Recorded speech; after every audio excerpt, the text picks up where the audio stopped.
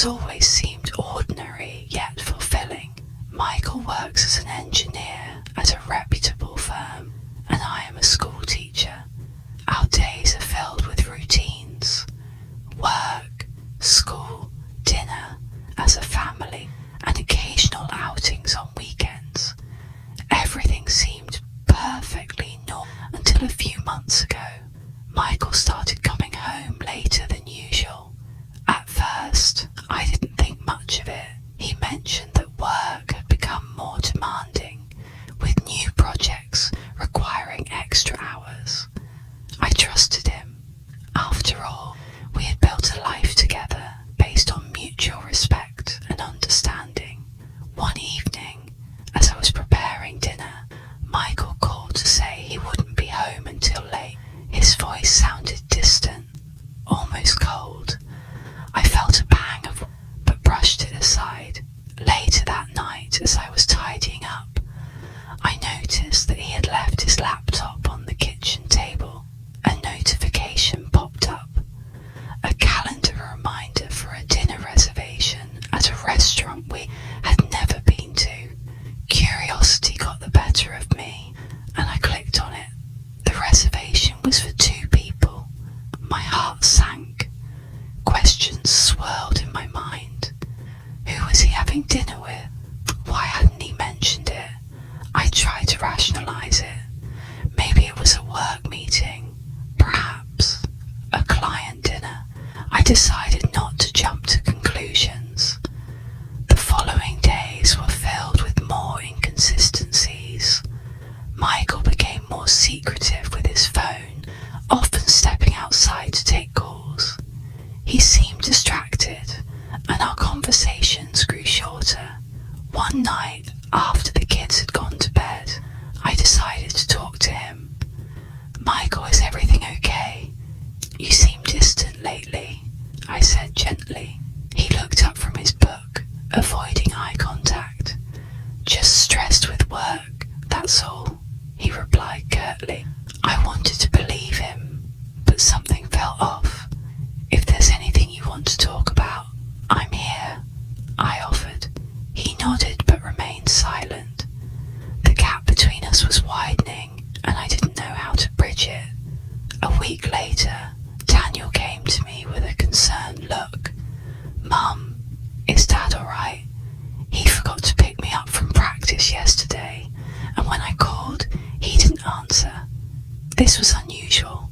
Michael was always punctual, especially when it came to the kids. "I'm sure he was caught up with work," I reassured him, though doubt gnawed at me. Determined to find out what was happening, I decided to check our phone bill. Scrolling through the list of calls, I noticed a number that appeared repeatedly, often late at night or during times when Michael was supposedly at work. I felt a lump in my throat. Taking a deep breath, I dialed the number.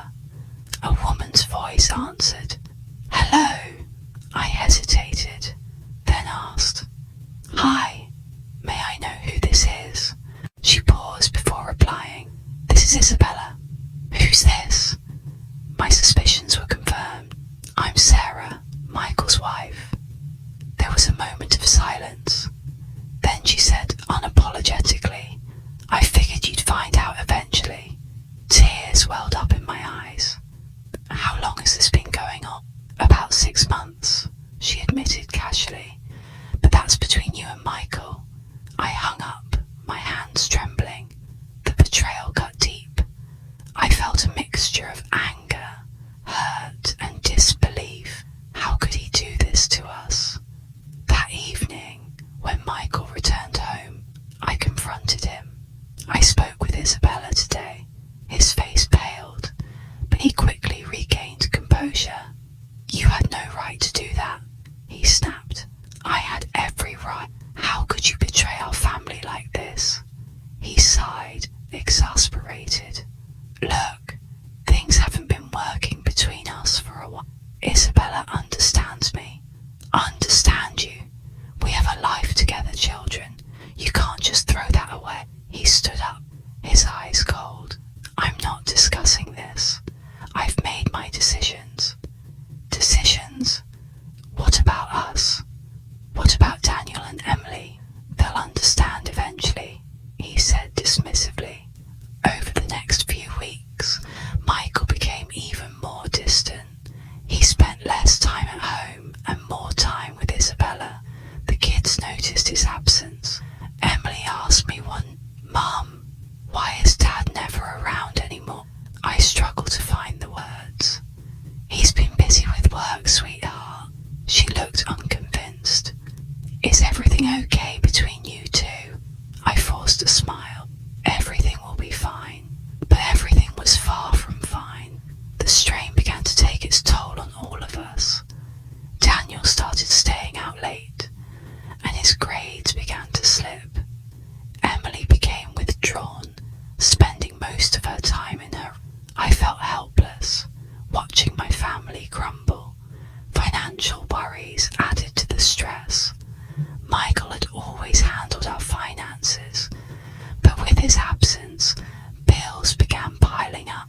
I discovered that he had withdrawn large sums of money from our joint account. When I confronted him, he shrugged it off. "I need it for personal expenses," he said nonchalantly. "Personal expenses? What about the mortgage? The kids' tuition? That's your problem now," he replied coldly. I was shocked.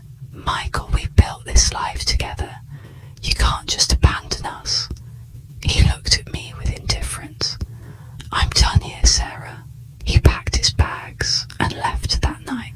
The reality of the situation hit me like a tidal wave. I was now solely responsible for our home and our children. I decided to take control. I met with a lawyer to discuss our options. "You have rights," she assured me. "We can file for divorce and seek alimony and child support." But the process was daunting. Michael avoided legal notices and refused to cooperate. Meanwhile, I had to juggle my teaching job, manage the household, and support the kids emotionally. One afternoon, Emily came home in tears. "Mum, some girls at school were talking about Dad and his new girlfriend. They said awful things." I hugged her tightly. "I'm so sorry you have to go through this." She looked up at me, her eyes filled with hurt. "Why did Dad leave us? Was it something I did?" My heart broke. "No, honey, this is not your fault. Your father is going through something, but he loves you." She shook her head. "It doesn't feel like it." Daniel, on the other hand, became angry and rebellious. One evening, he stormed in, slamming the door behind him. "I saw Dad today," he said through gritted teeth. "Where?" I asked cautiously. "At the mall, with her." They looked happy. He clenched his fists. "How can he just forget about us?" "I wish I had answers," I said softly. "I don't want anything to do with him," Daniel declared. "He's dead to me." I knew I had to find a way to keep our family together. I sought support from friends and family. My sister, Laura, was a pillar of strength. "You don't have to do this alone," she reminded me. "We're here for you." With her help, I managed to refinance the mortgage and get our finances in order. I also arranged for counselling for the kids and myself. It wasn't easy, but slowly we started to find our footing. Months passed, and one day Michael showed up at the house, unannounced. He looked dishevelled, a shadow of his former self. "Can we talk?" he asked hesitantly. I hesitated, but agreed. We sat at the kitchen table. "What do you want, Michael?" He sighed deeply.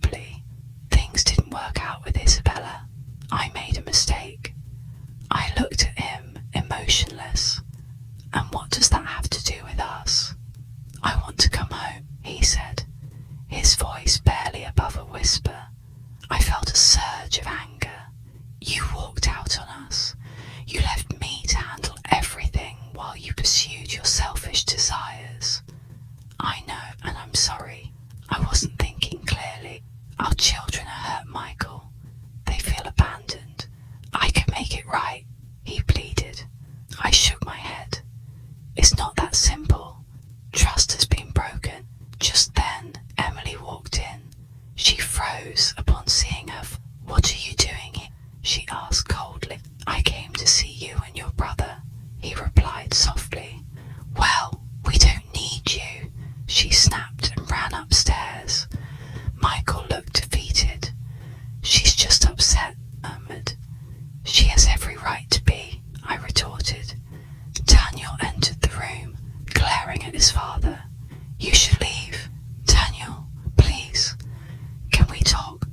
He scoffed. Talk? Like how you talked to Mum before you, or how you ignored our calls. I made mistakes. I'm trying to fix them. Daniel shook his head. You can't fix this. Michael turned to me, desperation in his eyes. Sarah, please. I want our family back. I took a deep breath. Michael, you need to understand the damage you've caused. It's not something that can be mended overnight, if at all. He looked down, silent. What can I do? He asked finally. Give us space, I replied. We need time to heal. He nodded slowly. I understand. After he left, I gathered the kids. How do you feel about your father wanting to come back? I asked gently. Emily shook her head. I don't trust him. Daniel agreed. Neither do I. We were fine without him. I respected their feelings. Then that's how it'll be for now. Over the next few weeks, Michael tried reaching out, sending letters and messages. I read them, but didn't respond. The kids focused on their activities. Emily joined the school choir, and Daniel started volunteering at a local shelter. I was proud of how they were moving forward. One day, I received a call from Michael's brother, David. Sarah, I think you should know. Michael was admitted to the hospital. He had a breakdown. Despite everything, I felt a pang of concern. Is he okay? Physically, yes, but he's not in a good place mentally. He's been diagnosed with depression. I decided to visit him. At the hospital, I saw a man who was a mere shadow of the person I once knew. Michael, I said softly. He looked up, tears in his eyes. I'm so sorry, Sarah. I sat beside him. Why didn't you tell me you were struggling? I didn't want to burden you. I thought leaving was the solution. I realized that while his actions were inexcusable, he was also battling his own demons. You should have talked to me. We could have faced it together. He nodded. I know that now. Over time, Michael sought therapy and began to address his issues. I encouraged the kids to visit him, but only if they felt ready. Emily was the first to go. She returned home and said, I think Dad is really trying to change. Daniel took longer, but eventually agreed to see him. After their visit, he admitted, maybe I can give him another chance. As for me, forgiveness was a journey. I couldn't forget what happened, but I could choose to let go of the anger for the sake of healing. Michael and I attended counselling sessions together, not necessarily to reconcile romantically, but to find a way to co-parent amicably. A year later, our lives had found a new normal. Michael had moved into an apartment nearby and maintained a healthy relationship with the kids. We attended their school events together, presenting a united front as their parents. One evening, as I was sitting on the porch, Emily joined me. Mum, do you think people can change? I smiled softly. I think people can grow if they truly want to. She nodded thoughtfully. I'm glad we're all in a better place now. Me too, I agreed. certainly wasn't the same as